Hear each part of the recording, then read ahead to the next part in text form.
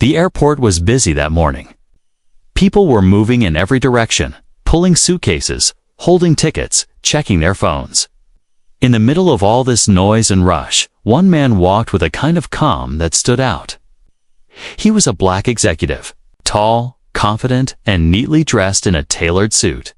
His shoes shined, his tie was straight, and the way he carried himself made people look twice. He wasn't showing off. He just had the natural presence of someone who had worked hard for years and earned his place in the world. In his hand was a first-class boarding pass. To him, that piece of paper wasn't just a ticket. It was proof of the countless hours he had spent in boardrooms, late nights working, and the sacrifices he had made to reach the top. Flying first class was not new to him. He had done it many times before. Still, every time he walked to the gate, he felt a quiet pride. It reminded him of where he came from and how far he had traveled in life. He glanced around as he walked through the terminal. A family with small children tried to keep everyone together. A couple argued softly about which gate to go to. A group of college students laughed loudly as they carried backpacks full of snacks. The executive smiled faintly. Airports were like little cities filled with stories, each person carrying their own dreams and worries. But unlike most of them, he wasn't nervous about traveling. He had meetings waiting in another city, and his mind was already preparing for the challenges ahead. As he neared the first-class line, he noticed the difference in how people looked at him. Some gave him respectful nods, as if they knew he belonged there. Others seemed surprised, their eyes scanning him as if they were not used to seeing a man like him in that space. He was used to it by now. Throughout his career, he had walked into rooms where he was the only one who looked like him. And every time, he proved that he not only belonged, he excelled at the gate. He pulled out his boarding pass and passport. He always kept them neatly tucked in a leather case. Everything organized. He liked order. He liked efficiency. For him, time was valuable, and he had no reason to waste it on confusion. The airline staff at the counter barely looked up at first. They were busy with screens and papers, calling names and answering questions. He waited patiently, standing tall, his suitcase by his side. There was a kind of calm energy around him. Even though he was in a crowded airport, he wasn't in a hurry. He believed that respect was shown not only in what you wore, but in how you carried yourself. And at that moment, he carried himself like a man who knew his worth. People passing by noticed. A few glanced back at him after walking past, as if trying to figure out who he was.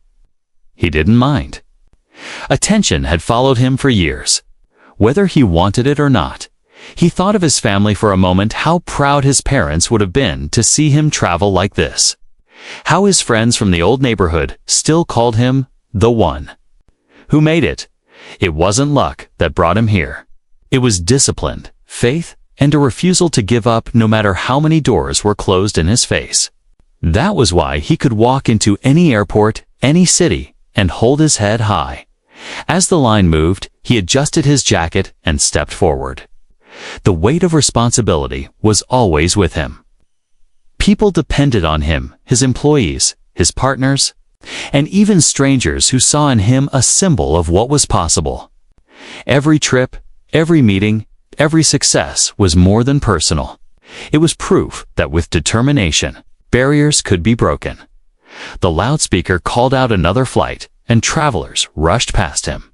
Still, he stayed composed, calm on the outside. Focused on the inside, he looked at the digital screen above the gate. His flight was on time. Good, that meant he could arrive early for his meeting. As he always liked to do, the boarding process was about to begin.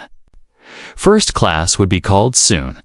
He glanced at his watch, polished silver that caught the light as he moved his wrist. Everything about him spoke of preparation and success. He wasn't just another traveler. He was a man who had climbed a long, difficult road and arrived at a place many only dreamed about. To him, this was just another day, another flight, another city. Another chance to prove that excellence had no limits. He felt a quiet sense of satisfaction. He had earned this seat. In first class, nothing about it was a favor. It was his right because he had worked for it. As he waited, he breathed slowly, steady and calm. Around him, the world was rushing, buzzing, moving without pause. But for him, the moment felt still. He was ready for the journey ahead, not knowing that within the next few minutes, his calm walk into the airport would turn into something much bigger. Something that would shake not just him, but the entire airline. The executive walked toward the boarding gate with quiet confidence, pulling his sleek suitcase behind him. His boarding pass was ready in his hand, the letters first class printed boldly across the top. It wasn't just a seat. It was a symbol of years of hard work, long nights, and endless effort. He knew he had earned it as he stepped into the short line for first-class boarding. His posture was straight, his eyes calm. Other travelers in the line gave quick glances, the kind people give when they want to guess who you are without asking. He didn't pay much attention. He was used to curious looks. Airports always brought together strangers from different walks of life. When the gate agent, a young woman in a crisp airline uniform, called for first-class passengers, he moved forward. With his pass and passport in hand, his steps were steady, his face composed. But as he reached the counter, something shifted. The agent looked up at him, then down at his ticket, then back at him again. Her eyes narrowed slightly, as if something didn't make sense. "Sir, may I see your ticket again?" she asked politely, but her tone carried a hesitation that pricked at his nerves. He handed it over without hesitation. "Of course," he said, his voice calm, respectful. She scanned it, then paused. Her lips pressed together. Instead of handing it back, she called over another agent. They whispered quickly, their eyes flicking toward him, then to the screen, then back again. The people behind him in line began to shift impatiently. Finally, she turned to him with a tight smile that didn't reach her eyes. "I'm sorry, sir, but you won't be able to board first class today." The words struck him like a cold slap. For a moment, he thought he had misheard. He leaned slightly forward, his expression steady but questioning. "Excuse me, there must be some mistake. This is my confirmed first-class ticket." The agent avoided his eyes. "Yes, well, there seems to be an issue with the seating. We'll have to wait until we resolve it." He felt the weight of dozens of eyes on him now. Some passengers tried to look away, pretending not to notice. Others watched openly, whispering. His face burned not from shame, but from the sting of disrespect. He knew what this was. He had lived long enough to recognize the quiet edge of bias when it appeared. Still, he stayed calm. "I booked this ticket weeks ago. It's paid for, and it clearly says first class. Can you please explain what the issue is?" The agent's fake smile faltered. "It's complicated. Perhaps you'd be more comfortable in business class today?" There it was. The unspoken suggestion, dressed up in polite words. Not comfortable here. Not meant for this space. Not the right fit for first class. The silence around the gate grew heavier. He could feel people listening, waiting to see what he would do. A man in a gray suit behind him shifted uncomfortably. A woman with pearls and a designer bag pursed her lips and looked away. A teenager pulled out his phone, recording quietly from the corner. Inside, anger boiled. But he had learned long ago that open anger gave others power. Instead, he took a slow breath. His voice, when he spoke again, was measured, calm, but with a steel edge underneath. "Are you saying my money is worth less than anyone else's? Or that this ticket is invalid? Because neither is true." The agent stiffened. "Sir, I'm just following procedures." "What procedure?" he pressed. His eyes stayed locked on hers, unblinking. Show me the procedure that says a confirmed first-class passenger is not allowed to board. Her confidence wavered. She glanced at her colleague, who gave a helpless shrug. The crowd shifted, the tension thick enough to taste. Some passengers seemed uncomfortable, Others curious, and a few sympathetic. But no one spoke up. The executive stood there, silent for a moment, his tall frame unmoving. He had faced moments like this before. Doors slammed in his face, promotions delayed, assumptions made about who he was and what he deserved. But today felt different. This was not just a private insult. This was public.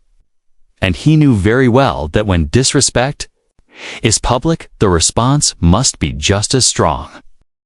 He slowly reached for his phone. The agent frowned. "Sir, please, there's no need to," but he didn't answer her. His hand moved steadily, his expression calm, almost too calm. He scrolled through his contacts, his finger pausing on one name. Someone who would not only listen, but act. Someone who could change the balance of power in a single moment. The atmosphere at the gate shifted. People leaned in, pretending not to, but unable to resist. Phones recorded from different angles. The executive raised the phone to his ear, his face unreadable. "Hello," he said softly. His tone was low, controlled, but there was power in every syllable. "I need you to handle something for me." Right now, the gate agents froze. They had no idea who he was or who was on the other end of that line. But the confidence in his voice, the authority in the way he spoke, told them enough. This wasn't an ordinary passenger. And in that moment, the crowd seemed to sense it too. Something was about to happen. Something bigger than a denied seat. Bigger than a mistake at the gate. The silence grew heavier, filled with suspense. The black executive remained still. Phone pressed to his ear, his eyes calm and sharp. He had been denied entry, but he knew this story was just beginning. The gate agent shifted nervously, her polished smile fading as the executive lowered his phone. He had spoken only a few quiet words into it, but his calmness unsettled her. More than raised voices ever could. She cleared her throat, avoiding his eyes, and tapped quickly at her computer. The other agent leaned over, whispering suggestions, finally. She straightened her shoulders and said in a voice that was meant to sound professional, but came out strained. "Sir, as I explained, there's been a mix-up with the seating arrangements." The executive raised an eyebrow. His expression didn't change much, but the sharpness in his gaze made her falter. "A mix-up," he repeated softly. "That's your explanation?" "Yes," she said quickly, almost too quickly. "It looks like the system. Misread your booking. It happens sometimes. These errors are rare, but they do occur. Unfortunately, first class is now full." Her words were smooth, but even as she spoke them, her eyes betrayed her. She was lying. He could tell. And so could many of the passengers listening nearby. "Full," he said, his tone still calm but steady, each word pressed like a weight. "That's interesting. Because I booked my ticket weeks ago, I received confirmation. And yet you're telling me that in this entire first-class cabin, not a single seat remains." The second agent stepped forward, fumbling with a clipboard. "We can offer you a business-class seat, sir. It's still a very comfortable option, and will even include a free drink coupon for the inconvenience." The crowd shifted uneasily. A man in a suit muttered something under his breath. A woman shook her head in disbelief. Everyone knew what was happening, but no one wanted to be the first to say it out loud. The executive's jaw tightened, but his voice stayed steady. "So, let me understand this correctly. You're asking me to accept less than what I paid for. You're suggesting I should quietly step aside, sit in business class, and pretend that this," he gestured lightly to his ticket, "does not exist. The agents exchanged nervous glances. The first one forced a smile that cracked at the edges. "Sir, we're just trying to make this easier for you. Sometimes these things happen. It's nothing personal, nothing personal." The words stung like salt in an open wound. Because everything about this moment was personal. He had stood in rooms where his intelligence was questioned, where his authority was ignored, where people judged him not by his achievements, but by his appearance. And here it was, again in full display, in front of strangers. In the very space he had earned his place in. His voice lowered, quieter now, but sharper. "If it's nothing personal, then why do I see other passengers boarding first class without issue? Why do I see open seats still listed on your system? Why is it only my seat that has been misread?" The silence that followed was heavy. The staff had no answer. Their lips pressed into thin lines, their eyes darting anywhere but toward his. Around them, the crowd began to buzz. Phones lifted a little higher, recording not just his calm challenge, but their flustered silence. The executive knew this was no longer about one seat. This was about respect or the lack of it. He had been here before, in different ways, at different times. But this moment was public. The entire gate was watching, waiting. The first agent finally broke the silence. Her words rushed, defensive. "Sir, please, we don't want to cause a scene. If you'll just cooperate, we can get everyone on board smoothly." He almost laughed at the choice of words. Cooperate, as if he was the one causing the problem. As if his quiet demand for fairness was an inconvenience to them. He took a slow breath, centering himself. Losing his temper would only feed their narrative. But silence would give them victory. And he refused to hand them either.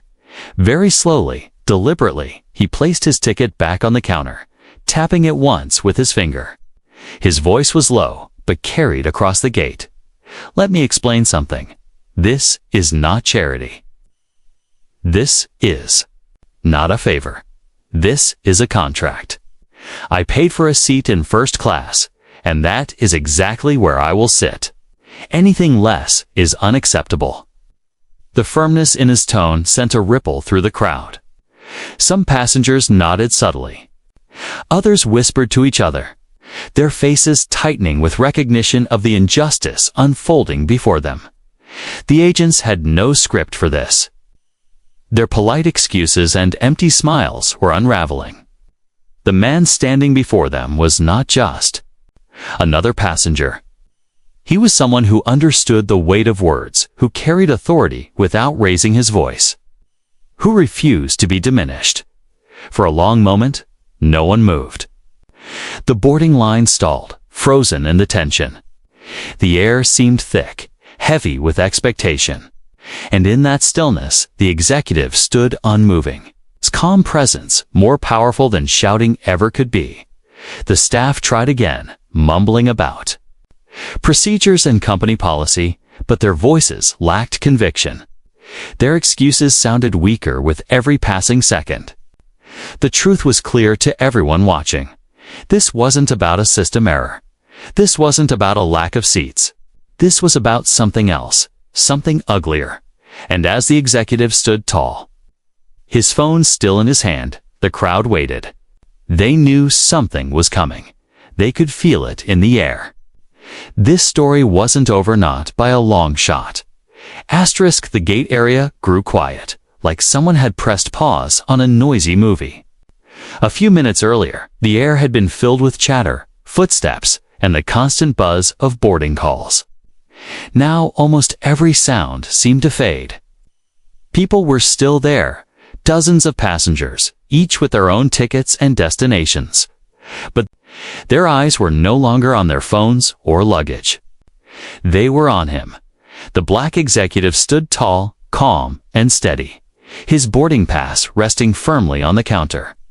The two gate agents shifted uneasily, whispering, avoiding his gaze. But the silence around them was deafening. It wasn't the Silence of an empty space. It was the silence of people watching, waiting, and wondering. Some passengers pretended not to see. A woman in a pearl necklace clutched her handbag a little tighter and turned her face away, pretending to scroll through her phone. A businessman behind her adjusted his tie and kept his eyes fixed on the carpet, as if the pattern there was suddenly the most interesting thing in the world. They knew what was happening. They could feel it in the air. But their silence was their shield. Others didn't bother hiding their curiosity. A young couple whispered to each other, their voices low but their eyes sharp with interest. A teenager leaned against the wall, phone raised slightly, recording everything while trying to look casual. He wasn't the only one too. Maybe 3 others had their cameras out, pretending to text but capturing the scene from shaky angles. The executive could feel their lenses like a weight pressing against him. Everywhere he looked, he saw faces that knew something was wrong, faces that knew he was being treated unfairly. And yet, no one spoke. No one stepped forward. The silence stung more than the disrespect. Because silence, he knew, was agreement. Silence was safety for the crowd, but isolation for him. He had lived long enough to understand why people kept quiet. They didn't want to get involved.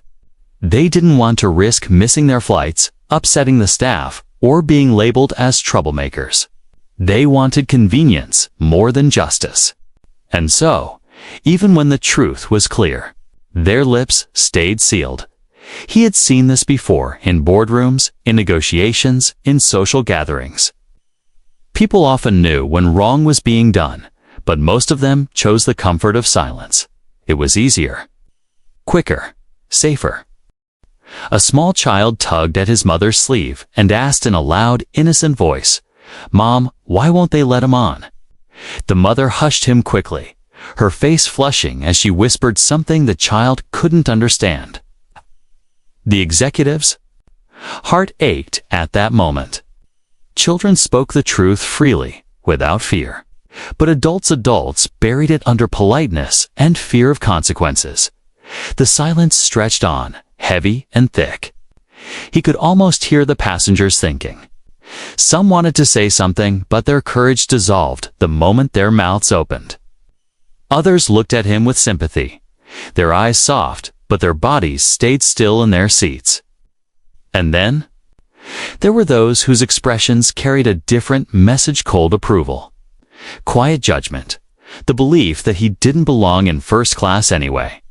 Their stares burned almost as much as the silence. Inside, the executive wrestled with emotions. Anger pressed against his chest like a storm trying to break free. Humiliation gnawed at him, not because he doubted himself, but because of the eyes on him. Every second of silence turned him into a spectacle. But above all, there was a deep, sharp clarity. He was standing alone. Still, he didn't let the storm show. He stood taller, steadier, like a man rooted in place, refusing to bend. He had fought too many battles in his life to crumble under the weight of stares. He had faced worse, endured worse, and risen above it. He could feel the silent crowd testing him in their own way. Would he lose his temper? Would he cause a scene? Would he step aside and accept the insult quietly, like they expected? Each second he remained calm and unshaken. The tension grew stronger. His silence was not weakness. It was power. One man in the crowd, middle-aged with glasses, shifted as if about to speak. His lips parted, but then he looked at the agents. Then at the boarding gate, and sat back in his chair, saying nothing. The executive noticed. He noticed everything: the hesitation, the fear, the retreat. It reminded him of how lonely justice could be. And yet, deep inside, he also knew something else. Silence was not permanent. People could ignore a whisper, but they couldn't ignore an earthquake. And he was about to shake the ground they stood on. For now, though, he let the silence stretch. He let it show the crowd for what it was: nervous, curious, complicit. He let the airline staff feel the weight of their decision in front of an audience that would not forget. Phones were recording. Memories were being stored. And silence, though heavy, was also dangerous for the airline. Not for him. The executive inhaled slowly, his chest rising, his eyes fixed calmly on the trembling staff in front of him. He didn't need to shout. He didn't need to argue. The silence of the crowd was loud enough. It was proof of what was happening, and soon that silence would be broken not by them, but by him. And when it broke, he knew it would change everything. The executive stood at the counter, his boarding pass still resting under the agent's hand. The silence of the crowd wrapped around him like a heavy blanket. Dozens of eyes were fixed on him, watching, waiting, judging, recording. He could feel their thoughts, even though they never spoke them out loud. Some pitied him, some were curious, and a few looked at him with quiet approval. But most were silent, hiding behind their own comfort. The agents shifted nervously. Their excuses were already crumbling, their smiles fake, their voices thin. They had expected him to argue, maybe raise his voice, maybe cause a scene, tweeze. That would have made things easy. They could have labeled him difficult and pushed him aside. But his calm, steady tone left them unsettled. He glanced once at the crowd, then back at the two agents. His eyes were sharp, unblinking, like he could see right through their polite lies. He knew the game they were playing. He'd seen it too many times before in offices, in meetings, in negotiations. He had learned one powerful truth: when people try to box you in, sometimes the strongest weapon is not anger, not shouting, not pleading. Sometimes the strongest weapon is connection. Slowly, deliberately, he reached into his pocket and pulled out his phone. His movements were calm, almost casual, but they carried weight. The agents tensed as if he had drawn a blade. They didn't know who he was calling. The crowd leaned forward, eyes widening, whispering behind their hands. Oh. The glow of phone cameras grew brighter. As people recorded every second, the executive scrolled through his contacts with steady fingers. His face gave nothing away, but inside he was a storm. The anger, the humiliation, the weight of a lifetime of struggles at his chest. But he didn't let it spill. He had mastered control. Control was what had brought him here.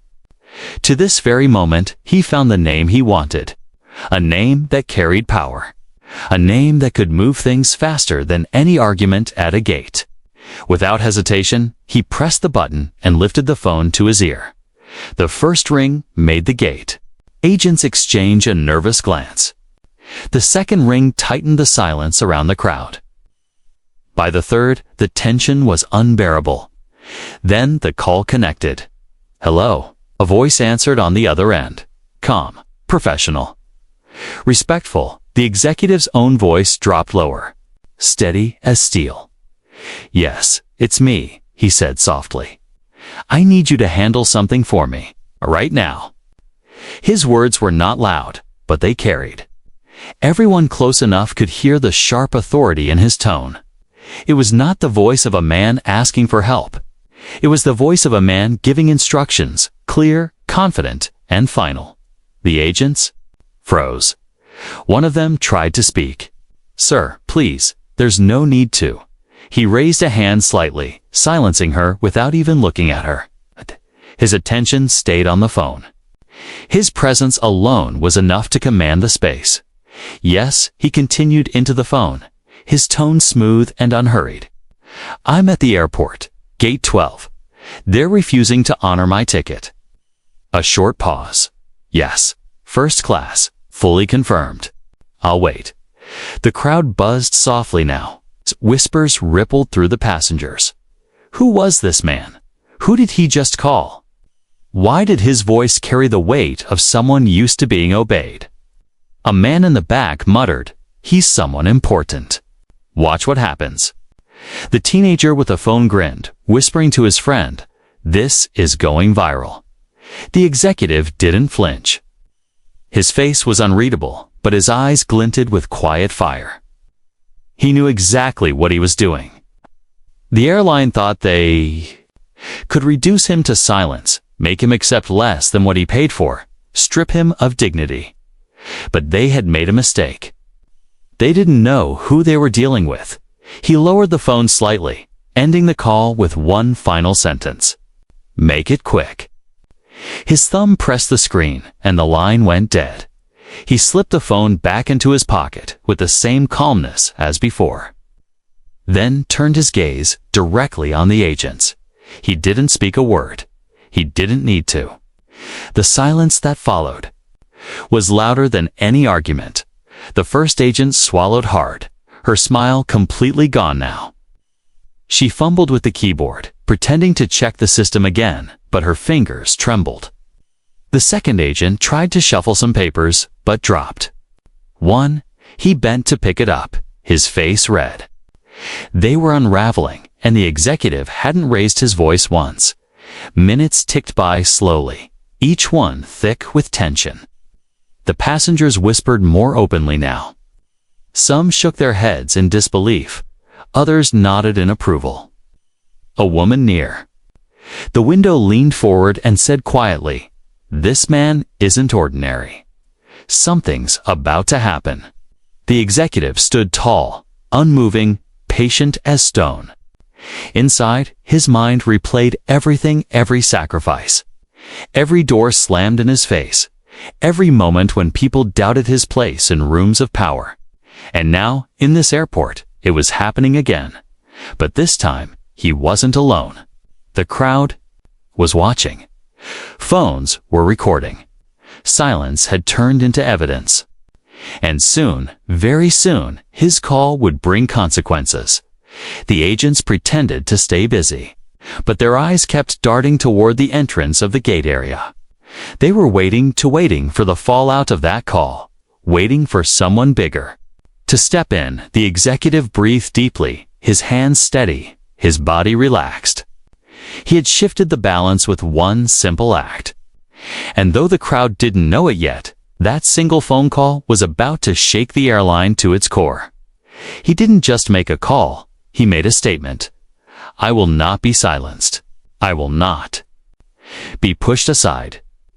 I will be heard," and the entire terminal felt it. The air at the gate felt heavier with every passing minute. The crowd was restless, whispering, exchanging looks, clutching their phones. The two gate agents kept glancing at each other, their hands trembling as they tapped uselessly on their keyboards. They were trying to look busy, trying to look in control, but it was clear they were waiting for something, or rather, someone. The executive stood calmly, his presence unshaken.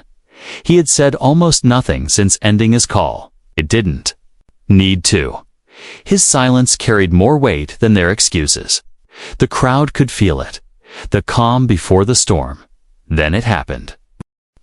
The sliding glass doors at the side of the gate swung open, and 3 people walked in quickly. They weren't ordinary staff. Their suits were sharper, their badges larger, their steps faster. They moved with urgency, their eyes scanning the crowd until they landed on him, the tall, black executive, standing firm at the counter. The first was a senior operations manager, face tight with worry. Behind him, a woman in a navy blue blazer held a tablet, typing rapidly as she whispered to him. The third, a man with silver hair and a polished smile, was clearly higher up, someone who usually stayed in offices, not crowded gates. Their arrival was like a sudden shift in weather. Everyone noticed. Everyone leaned closer. The nervous gate agent straightened instantly, her posture rigid, her smile returning in a flash. "Sir," she stammered to the silver-haired man. "We were just—" He cut her off with a sharp glance. No words, just one look, and she shrank back into silence. The crowd picked up on it, murmurs rippling like waves. The silver-haired man walked straight to the executive. He didn't bother with the staff. He didn't even look at the passengers. His attention was fixed entirely on the one man who had stood calmly while the storm built. "Sir," he said, his tone respectful, almost deferential, "I want to personally apologize for this unfortunate experience." His voice was steady, but there was urgency beneath it. The urgency of a man putting out a fire before it spread. The executive's eyes stayed on him, unreadable. He said nothing, letting the silence stretch. The crowd leaned in further, their curiosity burning. The silver-haired man gestured quickly to the manager behind him, who pulled out a folder and began scanning papers. The woman with a tablet tapped furiously, her eyes darting between screens. They were working fast, too fast for it to be routine. "Your seat in first class is secure." The silver-haired man continued, his voice lower now, meant for the executive, but heard by everyone around them. "In fact, we will upgrade you to a private suite on this flight. You will receive the highest level of service at no additional cost." Gasps spread through the crowd. People exchanged looks of disbelief. Just minutes ago, the same man had been told there were no seats available, that there had been a mix-up. Now, suddenly, not only was his seat available, but he was being upgraded. The executive tilted his head slightly, his expression calm but piercing. "Interesting," he said softly. His words carried like thunder in the silence. "A few minutes ago, your staff told me there were no seats. They told me I would be more comfortable in business class. Now you've found a seat, a suite. What changed?" The silver-haired man shifted uncomfortably. He tried to smile, but it looked strained. "There must have been a miscommunication. We are correcting it immediately." The crowd didn't buy it. Their whispers turned sharper, louder. Phones were lifted higher now, recording every word, every gesture. The tension had flipped. The airline wasn't in control anymore. The executive was. The young gate agent who had denied him earlier stood frozen, her face pale. She tried to avoid his eyes, but the executive turned his gaze toward her, steady and unblinking. She looked down, shame burning her cheeks. He let the silence stretch again, long enough for the crowd to feel it in their bones. Then he spoke, his voice calm, but heavy with meaning. "What happened here today is bigger than a seat. It's bigger than a ticket. It's about respect. And respect cannot be given only when it's convenient." The silver-haired man's smile faltered completely. He nodded quickly, bowing his head slightly. "You are absolutely right, sir. We take full responsibility. Measures will be taken." Immediately. The executive studied him for a long moment. He didn't need to raise his voice. His presence, his words, and the weight of the crowd watching were enough. Finally, he picked up his boarding pass from the counter, sliding it into his jacket pocket. He turned toward the gate, ready to board. But before he took a step, he spoke. Again, his voice clear and strong enough for everyone to hear. "This isn't just about me. This is about how you treat people when you think no one is watching. But people are watching, and they will remember." The crowd erupted in quiet applause. Not loud, not wild, but a ripple of clapping that spread like fire through the terminal. Some passengers nodded in respect, others whispered words of support. The teenager recording grinned wide. He knew this video would explode online. The executive walked toward the boarding door, his steps calm, his head high. The airline staff scrambled behind him, whispering urgently, trying to repair the damage. But the damage was already done. The story had escaped their control. One phone call had shifted the ground beneath their feet. One call had turned silence into evidence, hesitation into applause, and humiliation into triumph. The executive didn't look back. He didn't need to. The sudden turnaround had already spoken louder than anything else. The airline was shaken. The crowd was awakened. And he was unbroken. Asterisk, the plane boarded, But the story didn't stay at the gate. It followed every passenger who had seen it, every phone that had recorded it, every whisper that had traveled down the rows of chairs in that terminal.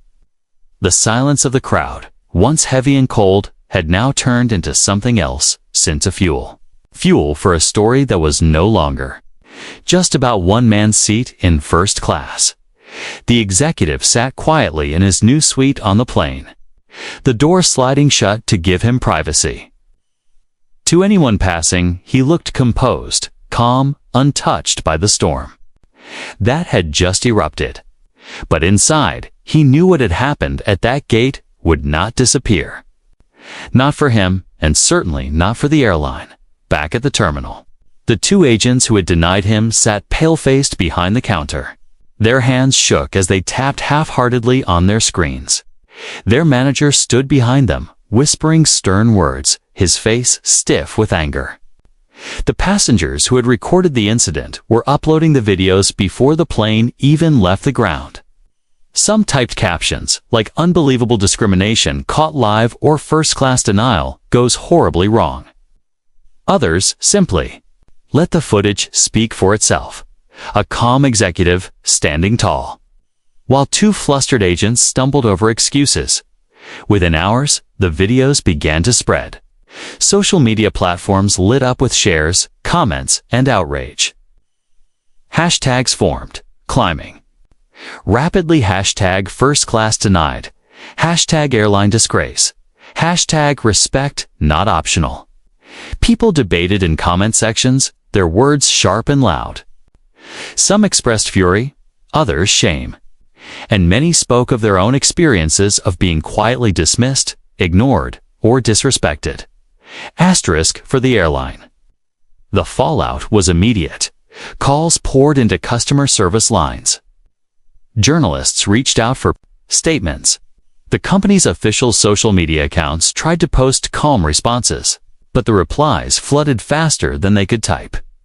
Every attempt at damage control only fanned the flames. Inside the executive suite, he sipped water calmly, his face unreadable.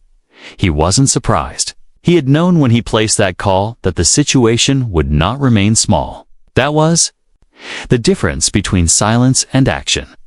Silence stayed hidden. Action carried weight. And this action was now echoing across thousands of screens. Meanwhile, in the airline's headquarters, executives gathered in a glass-walled conference room. Laptops were open, phones buzzed non-stop, and the atmosphere was tense. The video was TAS.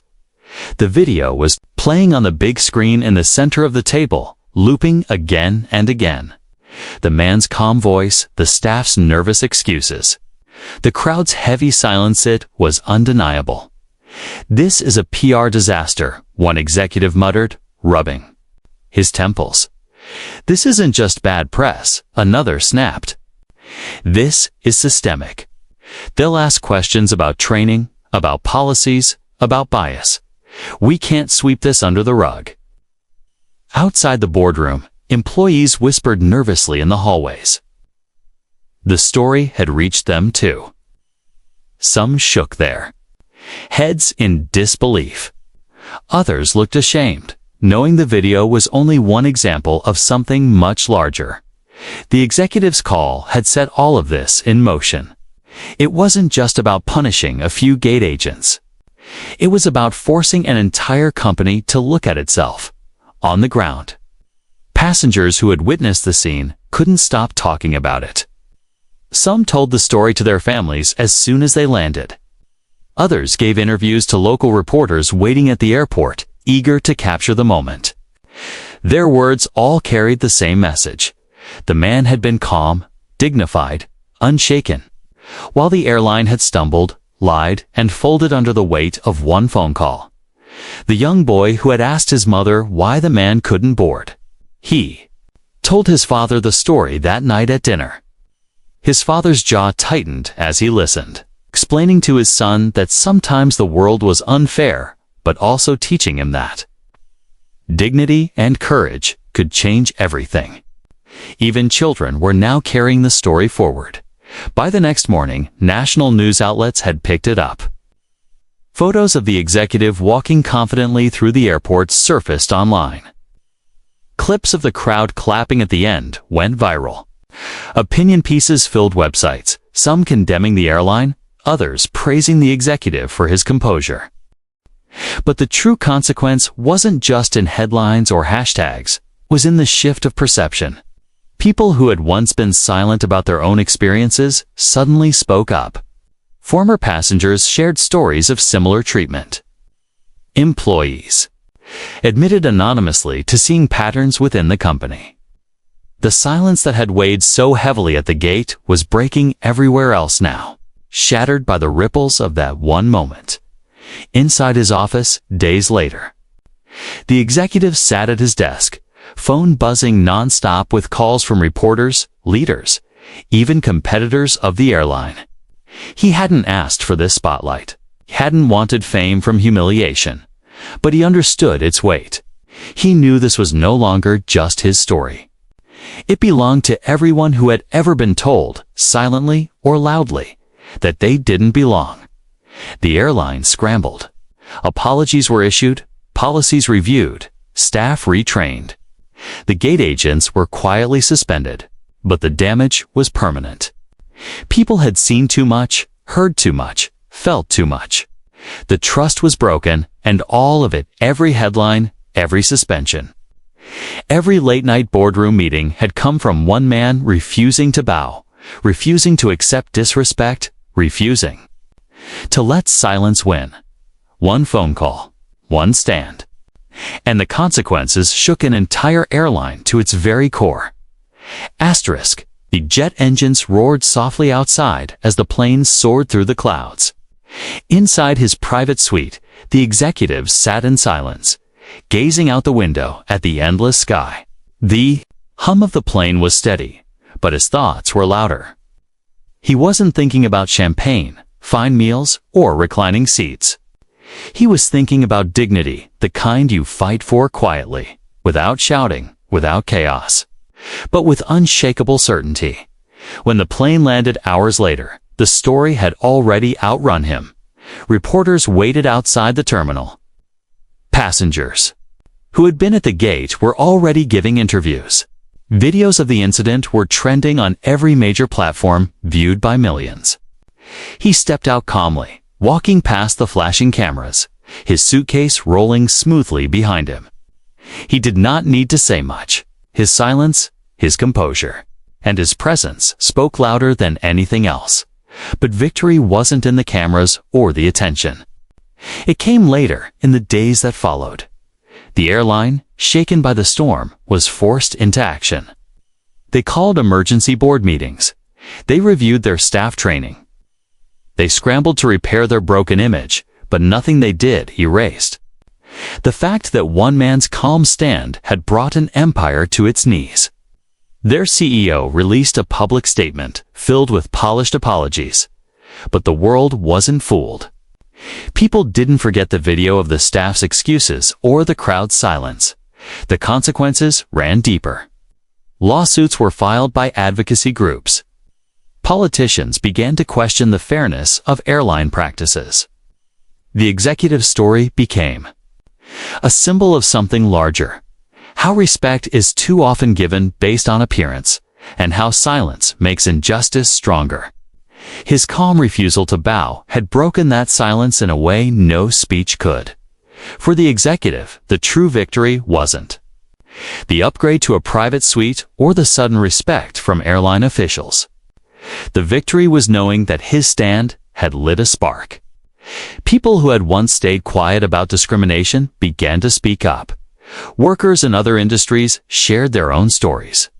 Parents told their children about the man who didn't raise. His voice didn't fight with anger, but still forced an entire corporation to face its mistakes. At his office, employees welcomed him back with admiration. They had watched the story unfold too, and they saw in him more than a leader. They saw a symbol. His assistants smiled with pride. His colleagues spoke with newfound respect. And even strangers who recognized him on the street stopped to thank him. Not for taking down an airline, but for reminding them what strength looked like. strength. He knew was not measured by power or wealth. It was measured by dignity, by the ability to remain calm when the world tried to shake you, by the decision to act when silence was easier. One evening, as he sat at home with his family, his young daughter climbed onto his lap. She had seen parts of the video online, though he tried to shield her from the noise of the media. "Daddy," she asked softly, "why didn't they want to let you sit in first class?" He looked at her, his heart heavy but steady. "Because sometimes people forget that respect doesn't depend on who you are or what you look like," he said gently. "Sometimes they forget and they treat people unfairly." She frowned, "But you didn't let them win." A small smile touched his lips.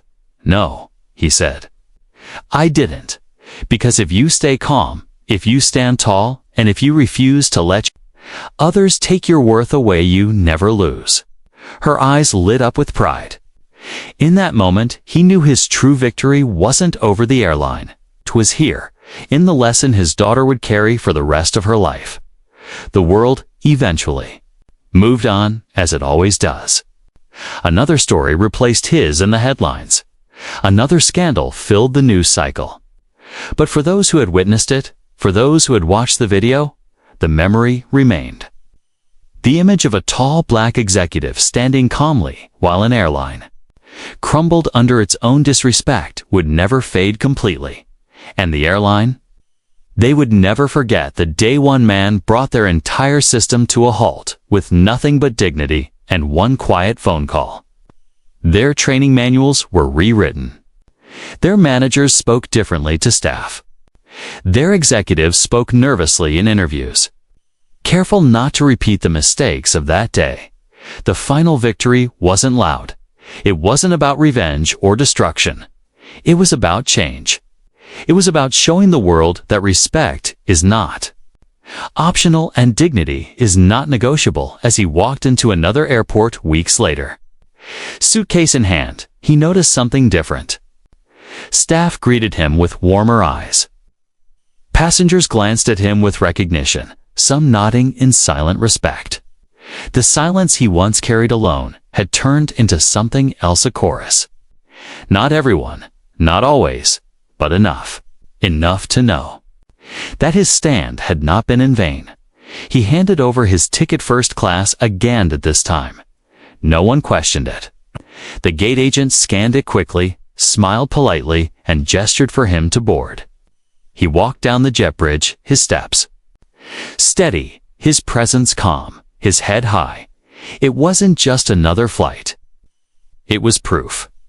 Proof that one stand, one refusal, one call could echo far beyond the walls of an airport. The airline had tried to deny him boarding, but in the end, he had boarded not just the plane, but history itself. And that quiet, powerful, unforgettable was his final victory.